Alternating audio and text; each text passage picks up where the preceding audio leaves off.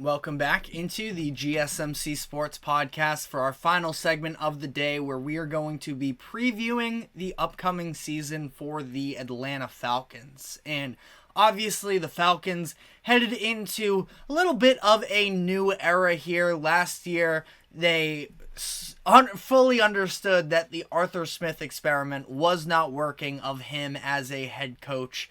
And I think that they landed one of the best possible names to take over the head coach position for them in Raheem Morris. Morris coming from the Rams, where he's been the defensive coordinator the past couple seasons. I thought he did an excellent job last year with a very young Rams defense to help them overachieve, and he steps in now in Atlanta, trying to sort of continue to build on that success and hopefully have a quarterback that can make things happen for him in Kirk Cousins. And the Falcons bringing in Cousins on this new 4-year, $180 million contract coming off of a torn Achilles was a very polarizing deal for a lot of NFL fans, and for good reason, because Kirk Cousins, when fully healthy, he's around that top 10 quarterback line, but he's had his shortcomings, he's had his sort of meltdowns in big moments that people do hold against him 100%, and somewhat deservingly so. I also feel like it's not, Cousins doesn't necessarily get credit either for, more often than not, since his early years in Washington, elevating the overall situation, seems to be excellent within the locker room. And ultimately, I think that he is somebody that, especially for this Falcons team that plays in an NFC South division that is pretty wide open, in an NFC conference that is pretty wide open as well. Atlanta, I'm definitely not hopping on that Super Bowl train just yet, but you can talk yourself into it a little bit, and we'll sort of get into the schedule later in the segment as well to sort of further look at. There is very much an open alley for them, but before we do that, just sort of looking at this offense now for Atlanta, and for years now, we have been talking about seeing some of these blue chip prospects that the Falcons have drafted, seeing them actually come to fruition. They drafted Kyle Pitts, obviously 4th overall in 2021, use a 2022 first rounder on Drake London, and a 2023 first rounder on Bijan Robinson. So they have been investing into the offense over the course of the past few seasons, and each one of them has shown their flashes, but the consistency of the offense has been very messy, in large part due to the quarterback position, which is why Kirk Cousins could definitely be the piece that unlocks them. And sort of another angle here that doesn't get talked about quite as much as well is now, especially when you look at Pitts, who was drafted in 2021, all of these guys in these next few seasons, Kirk Cousins fully guaranteed through, I believe it's 2 seasons, could be 3 seasons. I'll double check on that before we get out of here. But they are going to all, Kyle Pitts, Drake London, Bijan Robinson, they're all going to be eligible for contract extensions soon enough. Kirk Cousins is fully guaranteed through the next 3 seasons. So at that point, Kirk Cousins, if he is going to unlock them, and if they ever can be unlocked to some degree as well, this is going to be the opportunity for them to shine, for them to get that second contract, which I also think is a very important responsibility here for the Falcons to say, okay, you know what? We've invested all of this draft capital on these skill position players. We need to actually know whether or not we hit on them. They go and they pay, maybe overpay a little bit, but they go and they pay a quarterback that they feel confident that he can at least give them a fair shot to succeed, which I 100% stand behind from the perspective of the Falcons. And you look at where they've ranked in years past, specifically scoring in the red zone. that is where you look at Desmond Ridder and Taylor Heineke and you just say they were not good enough. It was a little bit of a disaster for them at times, especially in that red zone where they ranked 29th in touchdown percentage when in the red zone. And they are going to need to be better there. And that's where when you have all of these skill position options, you should be a legitimate offense in those situations. Kyle Pitts, maybe he's a little bit more of a hybrid of a tight end wide receiver combo, but I mean, he's still a big enough guy that, he should be able to have his impact. People are saying that Bijan Robinson is going to be one of the best running backs in the NFL. Drake London is 6'4" as well, so, he's got some size to himself as well. There's just not really any excuse for this offense to be as bad in the red zone as it has been the past couple years, and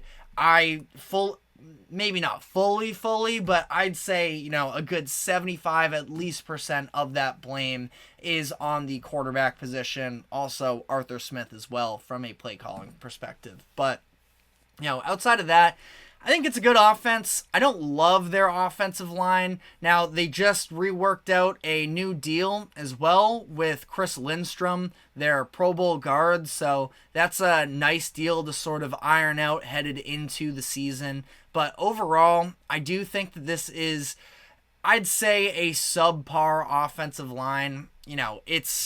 There are worse ones out there for sure. I don't know how much, faith I'm really putting in them, but at the same time as well, they were a pretty good blocking team in terms of Pro Football Focus's advanced analytics. Maybe it's just the fact that I don't necessarily have, quite as good of a name recognition with a lot of these guys. I like Jake Matthews. I like Chris Lindstrom. I don't really know the others. A lot of the pass blocking statistics would say that this is a solid group. So definitely something that I'm keying on with this offense as well is how's their offensive line going to perform, because I think it can be a massive difference maker for the Falcons if they really do pan out to what the analytics would have shown from last year. Defensively, you have some shares of questions, but it always helps to be able to bring in a couple of veterans. And this was a defensive group that sort of exceeded expectations last year anyways, as it were. And now they bring in two real pieces in Matt Judon and Justin Simmons. And no, they're maybe not all pro players like they once were, but again, still just getting some of that veteran leadership. Two guys that also are on expiring deals that are looking to prove themselves still and show that they are still capable of, providing starting caliber play on the defensive side of the ball for them. So I think that Matt Judon and Justin Simmons should definitely be helpful for the pass defense, which was already statistically pretty solid last year. And AJ Terrell, he's had his hits and misses over the course of his young career so far. He was a first-round pick in 2022, but ultimately, I feel pretty good about him as a cornerback one. The rest of the secondary is fine, I suppose. The big thing is Jesse Bates has been an absolute steal for them. Bates was a key part of that Bengals defense for when they made the Super Bowl in 2021. The Falcons brought in the Brinks truck to pay him, and I think that Jesse Bates doesn't get talked enough about in terms of being one of the best safeties in the NFL. So that's definitely something to feel good about. Part of the issue with this situation and this defense is the fact that the run game is pretty subpar, 20th last season in rush yards allowed per game. It's not like Judon and Simmons you really feel like are going to be able to beef that up. Rook Arororo, whose name is a mouthful first off, but a second-round pick out of Clemson. I've liked the flashes I've seen from him in preseason. I really liked watching him at Clemson. I think that he can be a difference maker there. Grady Jarrett, if you get him fully healthy as well, I mean, it's a fine defensive front. It's more so, do you believe in Raheem Morris as the motivator? I saw what he did last year with the Rams. I see no reason why he can't continue to sort of overachieve a little bit defensively with this group that has, some real players on it. Linebacker is a little bit of a sore spot there.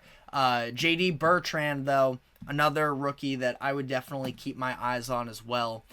In that linebacking core. That was day 3 pick. But looking at their schedule, Sharp Football Analysis has them with the easiest schedule in the league pretty significantly as well, I might add. So you look at overall how this plays for them. A couple tough out-of-divisional opponents early on in the season, at Philadelphia week 2, and then Kansas City at home week 3. Really outside of that, though, don't have many world beaters on this schedule. And I think that the Falcons are going to be in a very good position, especially if, again, I'm not putting them in Super Bowl conversations this season yet myself, but, if you were to, I think that the clear path is they got to take advantage of the schedule at hand for them. By the way, week 9 versus the Cowboys as well, I should have also thrown into that conversation of the top end teams that they're playing. But really outside of that, not a whole lot. And keep in mind as well that I would say that week 9 versus Dallas and then probably week 10 at New Orleans is a difficult game. But I think that final stretch of the season, we could see the Falcons start to play their best football down the stretch, where you have home versus the Broncos in week 11, a bye week, home versus the Chargers week 13, Kirk Cousins returning to Minnesota week 14, a little bit fueling the fire there. Kirk has that one scheduled on his calendar, at the Raiders, at home against the Giants, at the Commanders, and then at home against the Panthers. We could see them go on a really impressive stretch down there where I'm definitely not going to say undefeated there, but out of that core of games I just listed, 8 games, 6-2, maybe even better, I think is very much on the table. Ultimately with the Falcons, I think that they are trending in the right direction. Raheem Morris was a really nice hire in my eyes. Kirk Cousins is going to be able to fulfill what's asked of him this season. I'm a little worried maybe about how that contract ages, but ultimately this is going to be a good Falcons team. But again, I think that there's a number of holes on this team. And ultimately, I have them, their over-under line is 9.5. I have them going over 10-7. I have them, I believe, going to have them winning their division. But I do think that, this is a Falcons team where if things went wrong quick, if Kirk Cousins isn't able to fully come back from that torn Achilles injury, if the defense takes a little bit of time to sort of reshape under Raheem Morris, this could be a team that could underwhelm a little bit. But as for this upcoming season, again, it's a weak NFC South division, and I do think that the Falcons are going to be able to come out on top of it and set themselves up in a very good position. But let me know how you feel in the comments section. We are going to be continuing on with our NFC South previews from here on out. So I can double check here. Tomorrow will be the Carolina Panthers. So definitely stay tuned for that. But that is all the time we have for today. Thank you very much for tuning into the GSMC Sports Podcast. Thank you to the GSMC Sports Network for allowing us to host this show. Remember to like, follow, subscribe wherever you keep up with us. Be sure to check us out on social media as well for more exclusive short content. And we will be back same time as always at 2:00 p.m. Eastern tomorrow. So we will see you then. Take care.